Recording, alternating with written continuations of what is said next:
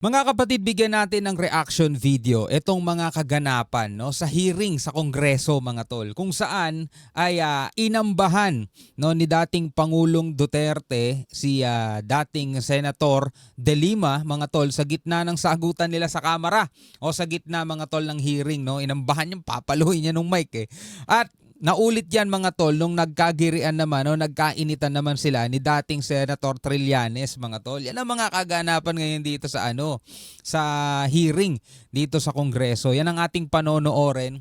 Bigyan natin to ng reaction video, mga tol. At bigyan natin to ng commentary. Siyempre, samahan ninyo ako, mga tol. Siyempre, bilang Pilipino, tayo'y manonood lamang. Wala naman tayo kinakampihan sa mga yan samahan ninyo ako, mga tol. Magbigay din kayo ng reaction ninyo sa comment sa section sa baba. At ang balitang to ay mula sa GMA Integrated. Huwag na natin patagalin pa. Panoorin na natin to, mga tol. Inambahan ni dating Pangulong Rodrigo Duterte si dating Senadora Laila De Lima sa pagpapatuloy ng pagdinig sa Kamara kaugnay ng Duterte Drug War. Pinagtabi ba naman Magkatabi sila sa upuan Inulit yan ni Duterte laban naman kay dating Senador Antonio Trillanes IV.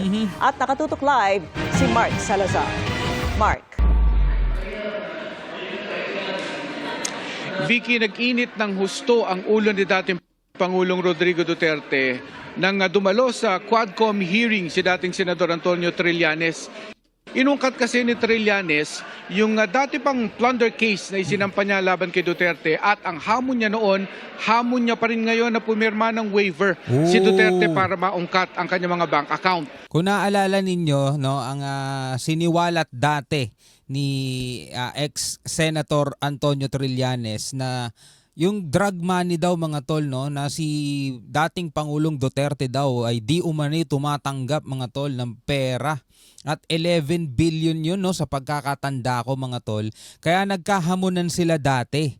Nagkahamunan sila dati na pumirma ng waiver at yun pa rin daw ang hamon niya magpahanggang ngayon.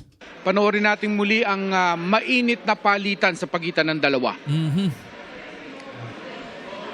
Mas maganda kung ma-draft na po natin yan ngayon para papirmahan niya yan dito, para wala nang alibay. Anong kapalit, sir? Hindi. Sampalin ko siya sa publiko. Anong kapalit, sir? Sampalin ko siya sa publiko. Anong kapalit? Pipirma siya ng waiver, tapos sasampalin niya daw si Trillanes, mga tol. Nakanang yan, para tayo nanonood ng pelikula Bay, anong kapalit, sir? Hindi. Sampalin ko siya sa publiko. Hindi, wala naman. Ngayon na. Wala pong galunan. Mr. Chairman. I'll give you, sampalin ko sa Mr. Chairman. Session suspended. Session suspended. Session suspended muna. Nagkakainitan, mga tol. Mainit ang ulo ni dating Pangulong Duterte dito. Easy lang, easy. Gulat si De Lima Ano ba yan? Sabi niya ganun. Tingnan natin.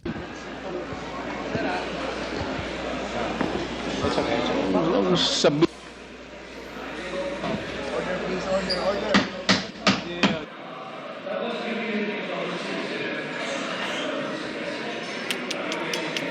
Bago pa maambahan si dating Senador na Trillanes ay naambahan na rin ni Duterte si dating Senadora Laila De Lima. Nako. Itong dalawang to, yan yung talagang kilalang kritiko, mga tol, ni Duterte nung pamumuno niya pa, Pagsapit ng dilim, gumaspang ang sagutan sa pagdinig ng Quad Committee ng Kamara. Pero pinakamainit na siguro ang palitan sa pagitan ni dating Pangulong Rodrigo Duterte at dating Senador Laila De Lima. Sa parting tinawag ni De Limang sinungaling si Duterte sa pagsasabing hindi siya kilala nito at ni ayaw banggitin ang pangalan niya sa pagdinig. May puntong inambahan pa ni Duterte si De Lima. He's lying when he said that he does not know Laila De Lima. Noon pong first SONA, di ba? Linapitan niya ako. Kinamayan pa niya ako. So hindi niya ako kilala. Iba ng hairdo niya I'm just reminding the Pati yung kulay ng resource buhok. person. So, Ang lakas talaga mang asar the next to interpolate is Mainit din ang pagsagot ni Duterte sa mga tanong ni Congressman Ramon Gutierrez tungkol sa mga detalye ng affidavit ni dating PCSO General Manager Royina Garma laban kay Duterte. I have not read the affidavit so that I would not be in a position to correctly really to respond to your question. You are now trying to investigate me. Para kang investigador. Ayun. Di ba nasa investigasyon nga sila? No, etong ano na to, ginagawa nila ngayon, investigation. Pero ang gusto kasi ni dating Pangulong Duterte, siguro, yung mga tanong na yan, dapat investigador talaga mismo yung nagtatanong, no? Siguro lang mga tol, no? Pero nasa investigation nga sila eh. Investigate me. Para kang investigador. You're trying to confront me with the statements made in that affidavit, and you're trying to exact an answer from me. Pagka ganon, maghinto tayo dito. That is not proper. Mr. That President, is not fair. Mr. President, we're not Hindi. Titindig ako dito. to other Napikon din si Duterte nang hilingin ni Congressman Gutierrez na pangalanan ang 7 private citizen na miyembro umano ng death squad ni Duterte. Even if they exist, why would I tell you the names now to you? Ang tingin mo sa akin, stupido? Ibigay mo yung Hindi nakasagot yung congressman na tulala lang siya, no? Ulitin ko mga tol, wala tayong kinakampihan dito, pero nakakatawa lang kasi yung ano nila, nakakatawa lang yung mga ginagawa nila. Actually, napakaraming issue ang kailangan pagtuunan ng ating bansa, no? Pero dito sila nagpo-focus, eh. pangalan mo, you put the family and the persons in danger. Mr. But President, the proper question, ganon?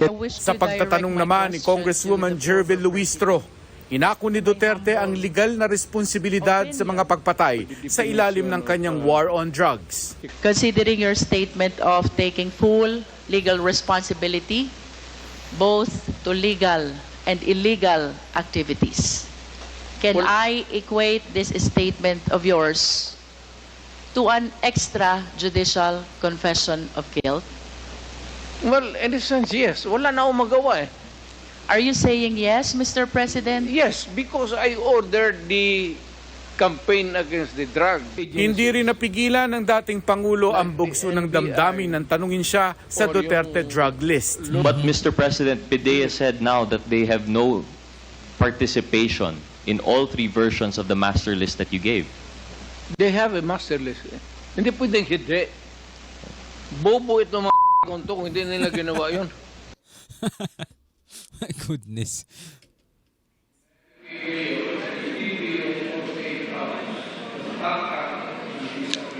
Kumalma na ulit ang pagdinig dito at bumalik ang usapan sa mga kaso ng extrajudicial killing sa ilalim ng war on drugs sa dating administrasyong Duterte. Well, tulad nga ng sinabi ko kanina, napakaraming current issue ngayon mga tol. Pero ang gusto nga kasi nilang ungkatin mga tol is yung war on drugs na dapat naman yan ay para sa akin lang naman mga kapatid, no. Pwede kayong tumutol, pwede kayong umagri, pero para sa akin lang etong mga mambabatas natin, ihayaan na lang natin to sa sana sa judiciary, no. Doon na lang dapat dinidinig yan. Ito mga mambabatas natin, dapat gumagawa sila ng batas o mas pinagtitibay pa yung mga batas na makakatulong ngayon sa totoong hinaharap ngayon ng mga Pilipino, 'di ba? Kasi itong problema ni dating Pangulong Duterte, kapag puro mga politiko, kasi pare-pareho mga politiko to kapag sila ang nag-uusap-usap dito, hindi mo maaalis sa isip mo na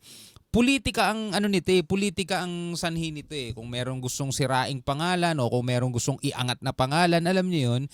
Ang pinag-uusapan dapat nila rito, yung mga batas, yung mga dapat ipatupad na batas, kung paano tayo lalaban mga tol sa kahirapan, 'di ba, sa mga dumarating na mga kalamidad dito sa Pilipinas, kung paano natin matutulungan yung mga kababayan nating nasasalanta, yung mga mangingisda na hinaharas ng China, napakaraming problema, 'di ba? Pero pagdating ito, lalo na tapos na 'yan, dapat sa ano na 'yan magsampa sila ng reklamo, lahat ng ebidensya nila, isampa nila dun sa hukuman at doon na lang dinigin 'yan, 'di ba, mga tol? Yun ay para sa akin lang naman, di ba? Anyway, bilang isang Pilipino, ano masasabi mo dyan? Comment ka na lamang sa ibaba. Hanggang sa muli, ako nga pala si Shobaldi. Peace out.